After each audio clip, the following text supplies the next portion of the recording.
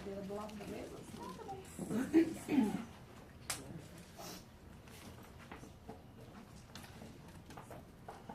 Na última vez que eu falei aqui, eu falei sobre Gideão, né? Vocês lembram? Sim. Que bom que vocês lembram. E eu estava pregando para mim, né? Isso é muito bom, porque a gente passa por situações e tem aquele texto que vem, a gente fica ruminando aquele texto e o Espírito Santo vai falando. E acho que até por isso que Deus coloca a gente em umas situações assim meio estreitas, porque é um tempo onde Ele pode falar especificamente para a gente naquele momento, dentro das nossas dores daquele momento.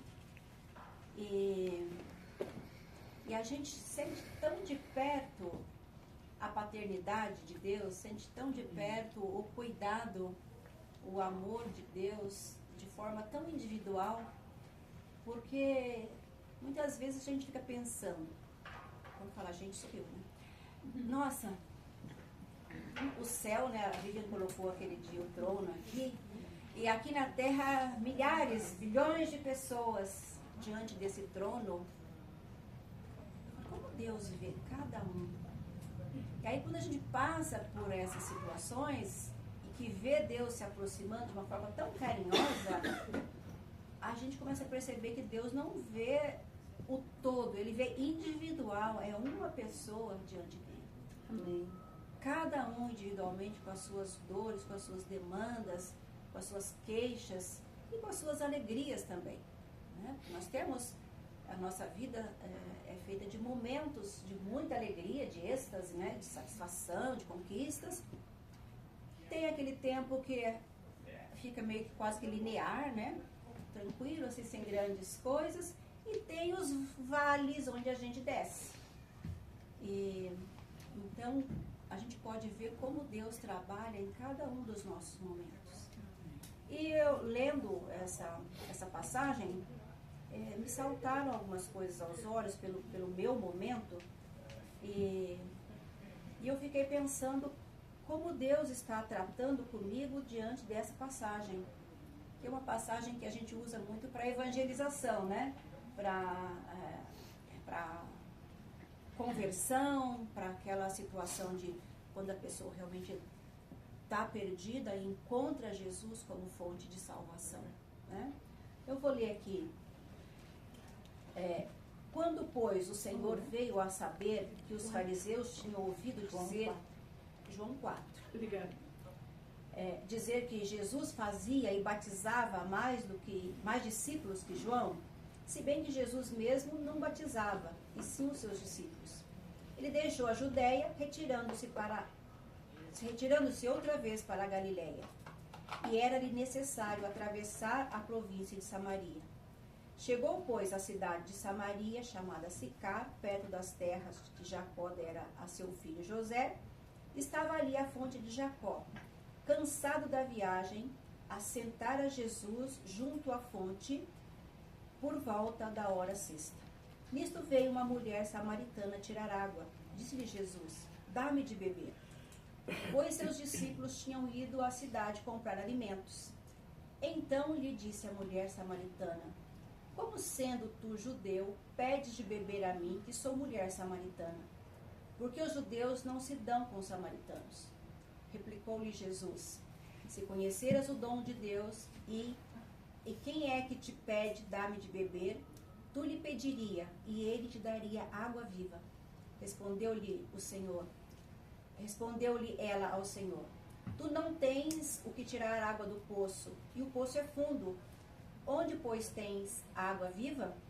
És tu, porventura, maior do que Jacó, nosso pai, que nos deu esse poço, do qual ele mesmo bebeu, bem assim seus filhos e seu gado? Afirmou-lhe Jesus: quem beber desta água tornará a ter sede.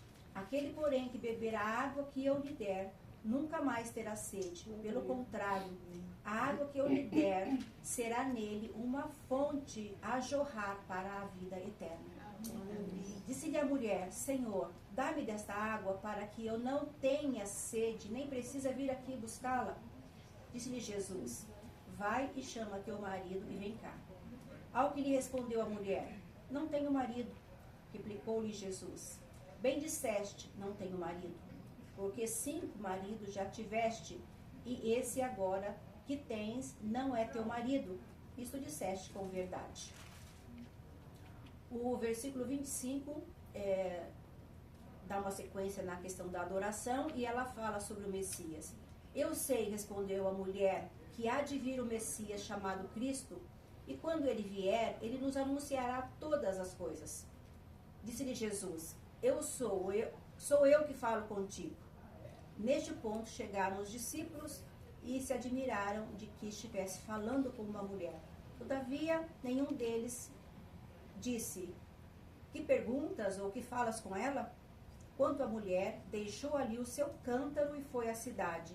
E disse àqueles homens, vinde comigo e vede um homem que disse tudo quanto tenho feito. Será este, porventura, o Cristo? Saíram, pois, da cidade e vieram ter com ele. No versículo 39 diz, muitos samaritanos daquela cidade creram nele, em virtude do testemunho da mulher que anunciara, ele me disse tudo o que tenho feito. Amém. Amém. O texto por si só já é uma pregação, né?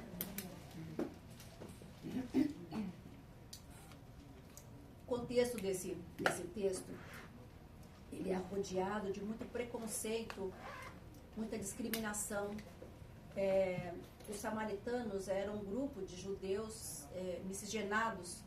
Quando Israel foi tomado pela Síria, a Síria usava uma estratégia de guerra de misturar os povos. Eles iam tomando povos e eles misturavam os povos para dificultar a língua, dificultar a comunicação, porque o povo que fala a mesma língua, eles têm muito mais chance de se reerguer.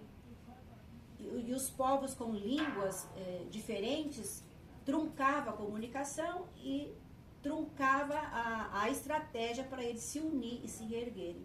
Então, era uma estratégia de guerra dos assírios. E nesse caso, quando eles tomaram Israel, o Reino do Norte, eles começaram a levar povos estranhos para aquela região. E automaticamente o povo começou a se casar, se misturar e culminou nesse povo samaritano. Então, quando a gente fala dos samaritanos, eles são judeus misturados com outros povos. Dentro disso e dentro do que o Antigo Testamento trazia, eles eram discriminados pelo pessoal do Reino do Sul. Né? Então, os judeus do Sul, eles olhavam para o Reino do Norte como pessoas de segunda categoria que estavam ali em Samaria. Então, os samaritanos eram pessoas de segunda categoria, misturados e não eram dignos. Eles não conseguiam nem passar perto e nem tomar no mesmo copo, nem usar as mesmas coisas, por conta da purificação. Se tocou no samaritano, ficava impuro.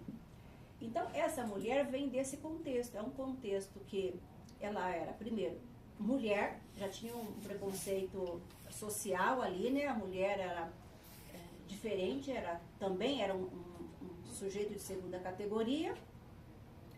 O fato dela ter uma vida, a gente não sabe se esses 5 eram maridos mesmos ou eram pessoas que ela se relacionava somente. E também a questão da religião. Os samaritanos, eles adoravam ali, naquela região. E os judeus adoravam lá, em Jerusalém. Então, até a religião, tinha um preconceito religioso também. Então, quando Jesus vai para Samaria e senta naquele posto, esperando por esta mulher, a gente está vendo as barreiras que Jesus está quebrando. A gente está vendo os preconceitos que Jesus está quebrando. E a gente vê também o relógio de Deus para aquele povo ali em Samaria. Porque não era de se esperar de que os discípulos fossem lá falar de Jesus para os samaritanos. Não sei se vocês lembram quando os samaritanos criaram um caso lá e João falou assim, Senhor, o senhor quer que a gente peça fogo do céu para cair fogo do céu e destruir os samaritanos? Esse era o desejo deles, né? Humanamente falando, essa era a visão. Era um povo que podia ser destruído a qualquer momento e não eram indignos de receber a graça de Deus. E quando Jesus encontra com essa mulher, tem um relógio de Deus apontando ali. Eu tenho que usar alguém dali de dentro para que leve esse amor lá dentro. Então, ele marca o encontro com essa mulher. É o relógio de Deus marcando o encontro com uma mulher que não estava disposta a se encontrar com ninguém. A gente vê o horário que ela vai. Era meio-dia. Meio-dia é a hora que o sol está pino, o sol está causticante, é o sol mais quente do dia. As mulheres iam de manhã buscar água ali. E ela ia meio-dia por quê? Porque ela não queria conversa, ela não queria olhares de acusação, ela não queria julgamento, ela não queria encontro. Mas mesmo ela não querendo encontro, o céu já havia determinado que seria o dia do encontro dela ali com Jesus. Amém. Então, muitas vezes, nós também não estamos querendo encontros. Eu passei uns dias que eu falei, hoje eu não quero ver ninguém. E é interessante isso, né? É interessante. Quando nós estamos no nosso momento de tristeza, de tribulação, a gente quer se recolher. E aí eu olho a minha agenda, 8 pacientes para ser atendidos. E aí eu falo, Jesus. É onde essa passagem veio e me atravessou. Essa mulher, ela não queria encontro, mas o céu queria conduzi-la para encontro. Tinha alguém esperando ela no poço. E eu falei, Senhor, eu quero encontrar com o Senhor primeiro. Beber da tua água, me levantar e depois eu ir para atender as outras pessoas. Porque eu preciso desse encontro. Mesmo não desejando. Porque tem dia que a gente não quer encontro. Tem dia que a gente para olhar os preconceitos, a questão religiosa, a questão até da região. E eu fiquei pensando sobre isso. O que tem nos paralisado? O que tem nos paralisado? Quando a mulher, quando Jesus pede água para ela, ela fala, como tu, sendo judeu, pede água a mim, uma samaritana? Ali veio uma relação do passado dela, da história dela. Ela não está olhando para Jesus. Ela está olhando para quem ela é. Eu sou uma mulher rejeitada. Eu sou uma mulher solitária, uma mulher que tentou cinco vezes e sempre perguntando, será que esse vai ficar? Será que agora eu vou ser aceita? Será que agora eu vou ser amada? Será que agora eu vou ser reconhecida, validada? E aí vem de novo a frustração. Não deu certo de novo. Então a mulher está buscando num homem aquilo que falta dentro dela. Nenhum homem pode oferecer, ninguém pode oferecer, entretenimento nenhum pode oferecer aquilo que falta dentro de nós. Quando algo falta dentro de nós, nós precisamos recorrer à fonte certa. O primeiro passo é reconhecer aquilo que falta em nós. Porque se nós não reconhecermos aquilo que falta em nós, nós vamos sempre atribuir a nossa falta aos outros. E quando nós temos marido, quando nós temos filhos, quando temos pessoas próximas, muitas vezes nós vamos requerer dessas pessoas que preencham a nossa falta. Que nos saciem, que nos validem, que nos reconheçam, que nos faça sentir pertencente, que nos ame. Mas muitas vezes o vazio de amor está dentro de nós. A falta de identidade está em nós. E quando aquela mulher falou para Jesus, como pode você, sendo judeu, pede água para mim, que sou uma mulher samaritana?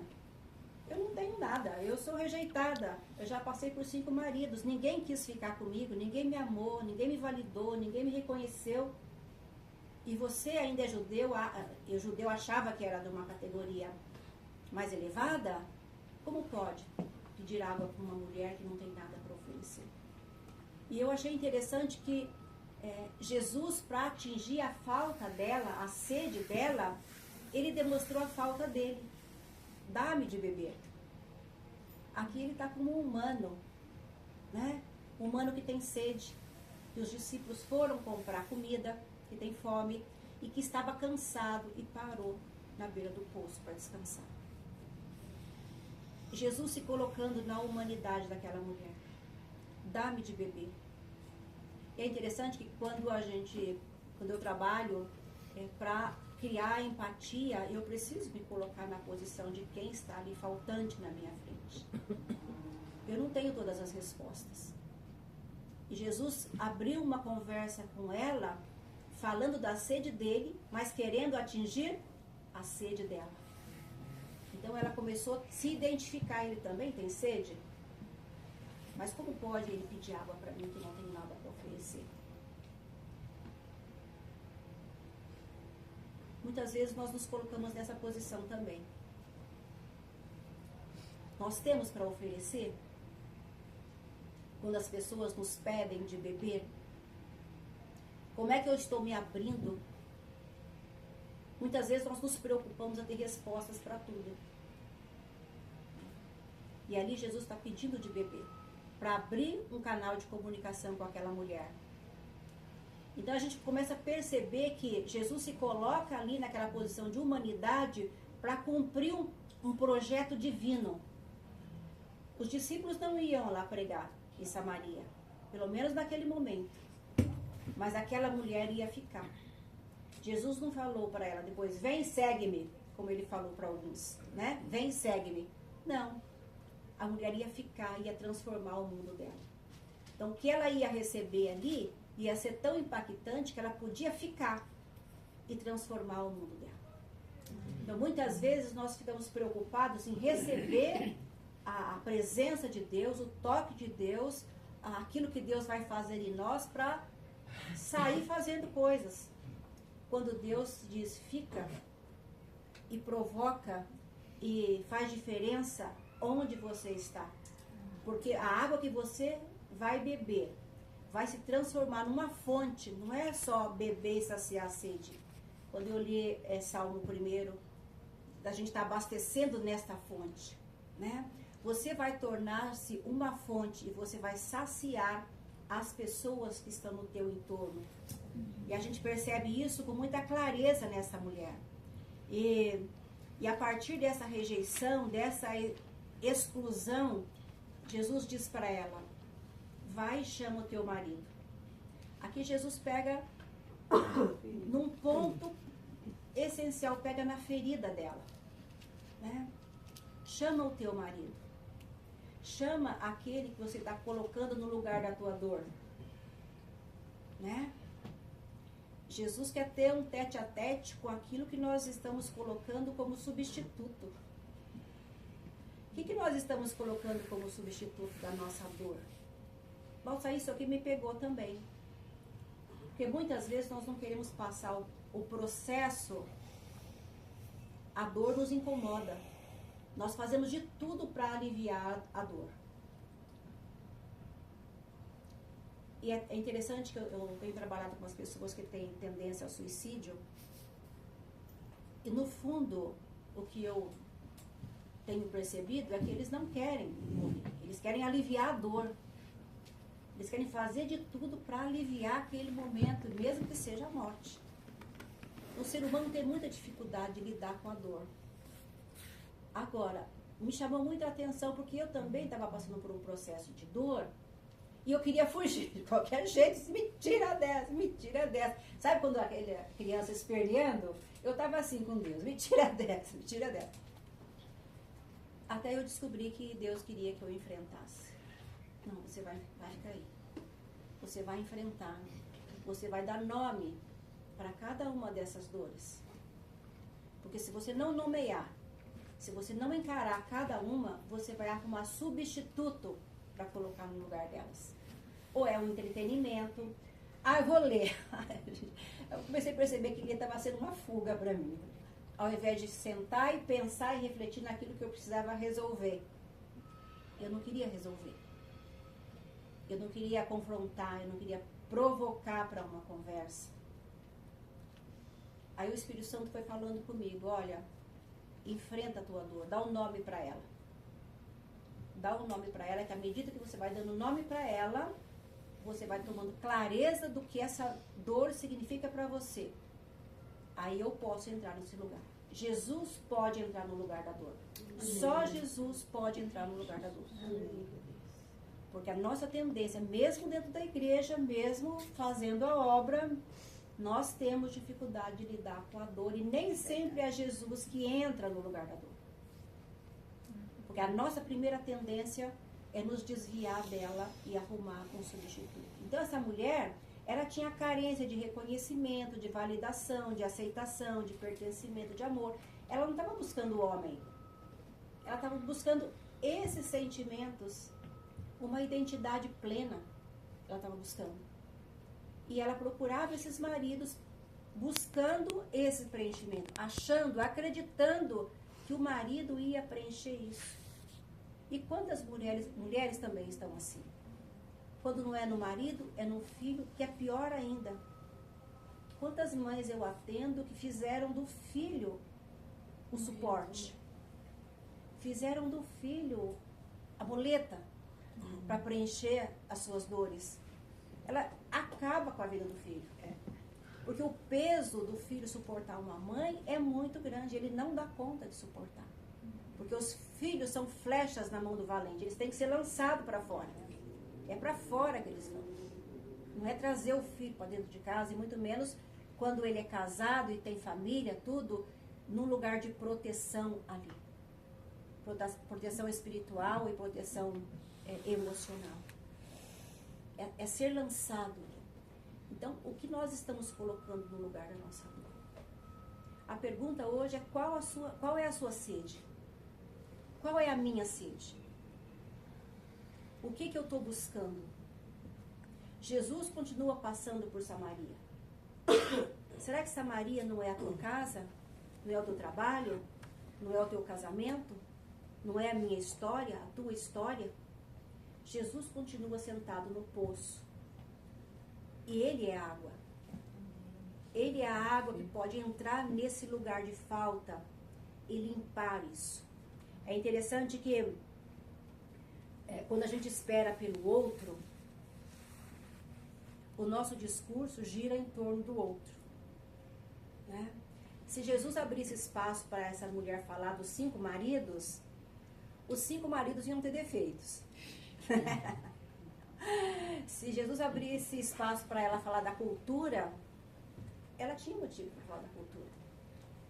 Se abrisse espaço para ela falar da religião, ela ia ter motivo para falar da religião. Mas em nenhum momento ela ia olhar para dentro dela e perceber que, apesar do que a vida fez com ela, apesar de tudo que aconteceu com ela, antes mesmo dela sofrer rejeição, não ser validada pelos pais, pela infância, sofrer de orfandade, sofrer de tantas coisas, antes disso já tinha uma falta que aconteceu lá no Éden.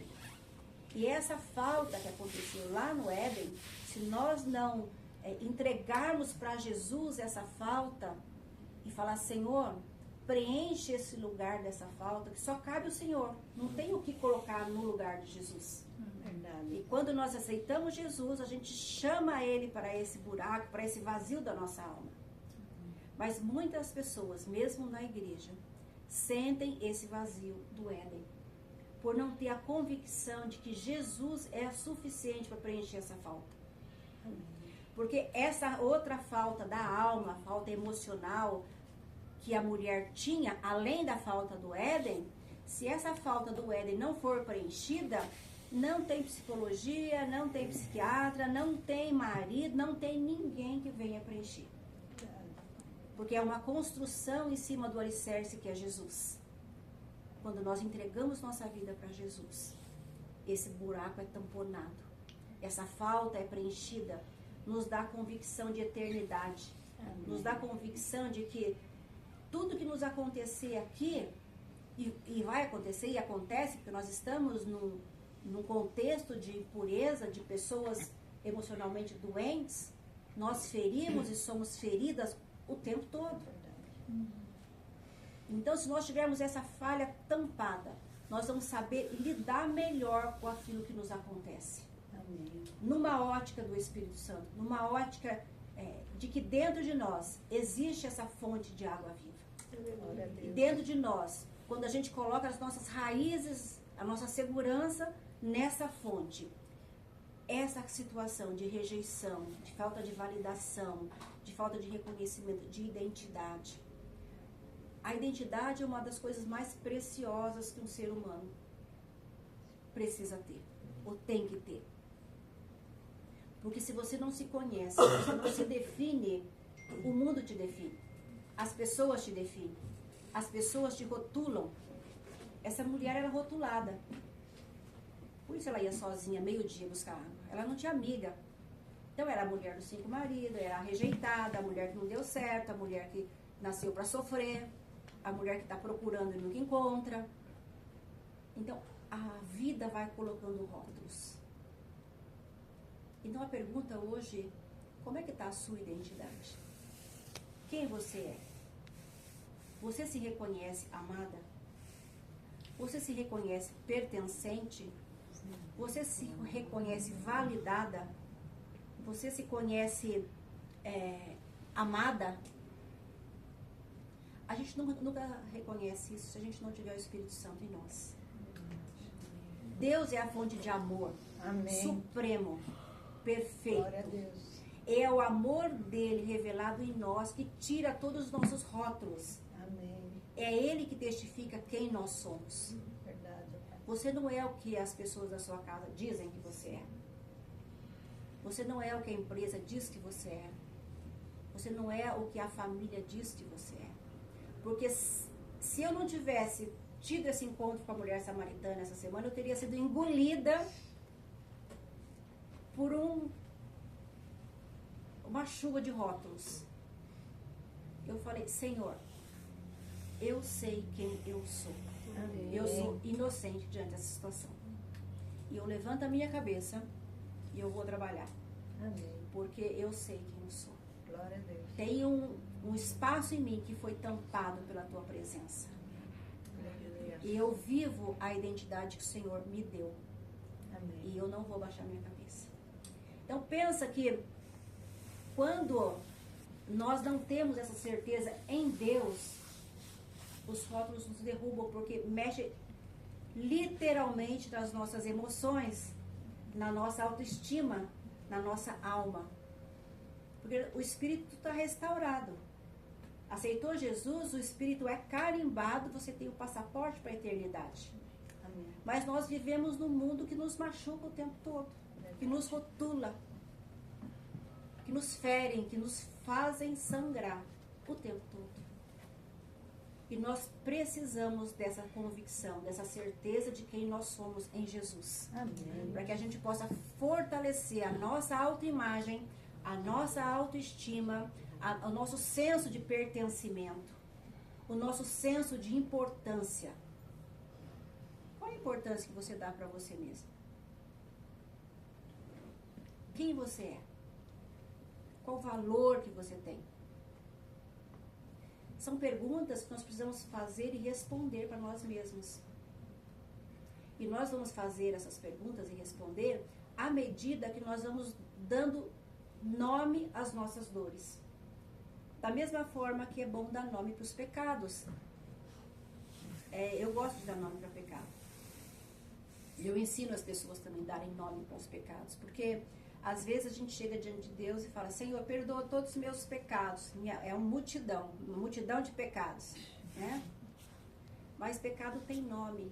Quando você nomeia, você traz à consciência aquela sua deformidade. É uma deformidade. O pecado nos deforma. Fala, Senhor, eu senti muita raiva. Esse é o nome. Raiva mortal. Senti raiva. O que eu trago para mim? Eu sou uma pessoa suscetível a sentir raiva. Então eu preciso trabalhar e vigiar essa área da minha vida, essa minha dor, Porque eu sou suscetível a ser confrontada e a me desequilibrar no momento de raiva. Ou você pode dizer, Senhor, eu fui em tal casa e eu senti inveja. Mas que coisa feia, você tem inveja? Será que nunca passou pela sua mente, ai, queria uma casa dessa? Nossa, que pé direito, meu Deus. Que decoração. Mas não é tua. Né? Quando a gente dá nome, a gente começa a se perceber.